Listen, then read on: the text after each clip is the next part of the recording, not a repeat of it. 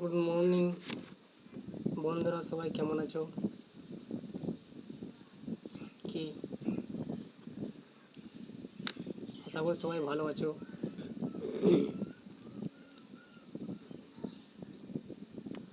আগামী 13ই মে বাংলা 30শে বৈশাখ, সামনে লোকসভা ভোট আছে।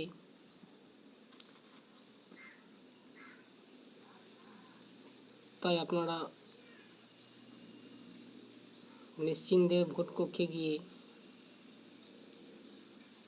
নিজের প্রার্থীকে চয়ন করে আপনারা নিজের ভোট নিজেই দেবেন।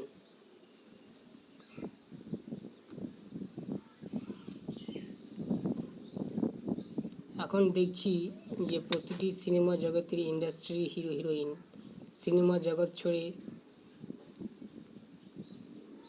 অনেকেই ভোটের প্রচারে বেরিয়ে আছেন, সিনেমা লাইন থেকে ছেড়ে ভোটে যুক্ত হয়েছেন। কারণ ভোটে থেকে সব দিক থেকে বেশি নোট আছে নাকি ভোটেই। ভোটের আগে কোথায় ছিল সব? এই ভোট কয়েকদিন লোকসভা ভোট দেখছি প্রতিটি জেলায় জেলায় সব প্রার্থী, প্রতিটি আদিবাসী গ্রামে গ্রামে ভোট প্রচার করছেন।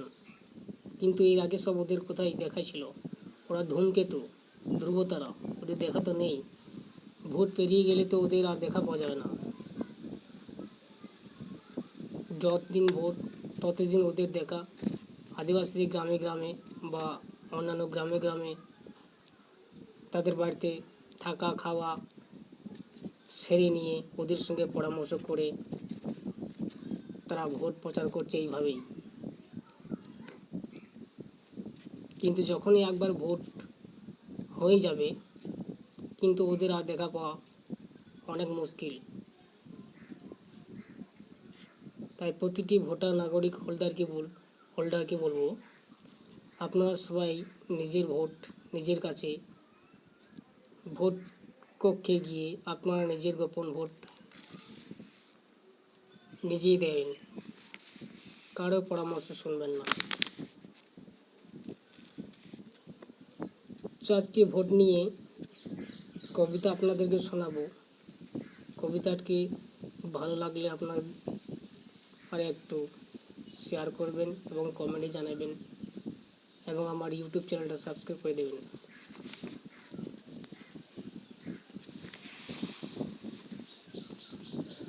কবিতাটার নাম ভোটটা দিব কাকে বলো। ভোট পরবটা এসে গেল, ভোটটা দিব কাকে বলো। সবাই দেখছি ভিতরে ভিতরে নাড়ছে রাজনীতির কল। রাজনীতিটা ঢোকাই দিয়েছে ভাতের হাঁড়িটায়, দেখবি চল।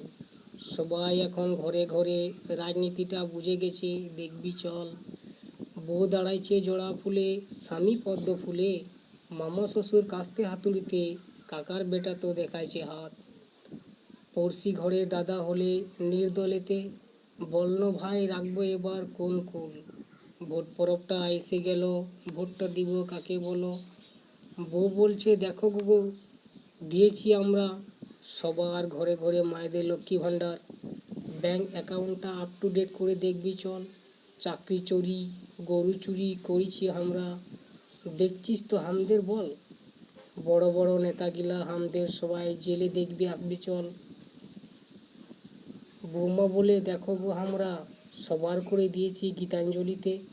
গ্রামে গ্রামে পাড়ায় পাড়ায় ঘর, কাউকে তো করি না আমরা পর। কলকারখানা সব বেসরকারি করেছি, কাউকে নাই করি ডর।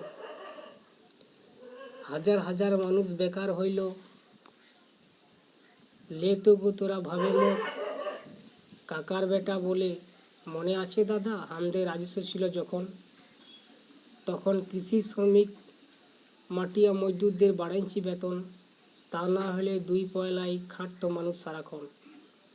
গরিব দুঃখীকে জমির পাট্টা দিয়েছি, সব মানুষকে সমান অধিকার দিয়েছি। আমরাই করেছি মানুষকে সচেতন, তবে তো আমরা 35 বছর টিকেছিলি। জনগণই ছিল আমাদের বল। কাকার বেটা বলে, মনে করো দাদা, কিছু না কইতে পারলেও আমরা দেশটাকে করেছি স্বাধীন। তা না হলে দেশটা থাকতো ইংরেজদের অধীন। ইংরেজরা এই দেশটাকে করেছিল দখল, ওরাই দেশটাকে শাসন শোষণ কইতো, ওরাই দেশের মরণ।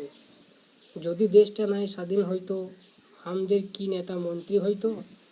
সবাইকে তখন চোখে ধুলি দিয়ে ঘানি টানা করাইতো। পড়শি ঘরের দাদা বলে, সবাই তো ভাই ঠিকই বলে, তবে তবে সব নেতা মন্ত্রী এমএলএ গিলাকে দেখো, সবার হয়ে গেছে গাড়ি বাড়ি, জনগণের টাকা মারাইছে কাড়াকাড়ি, দেশ সেবার নামে দেশকে করেছে শেষ।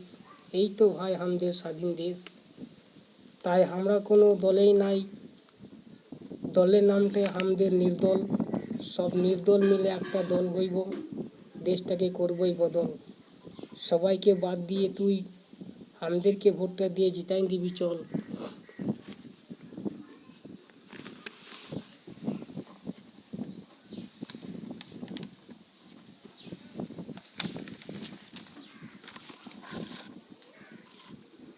সবাই বলে, দেখ নরে ভাই, আর পাবি নাই এত ভালো রাজত্বকাল।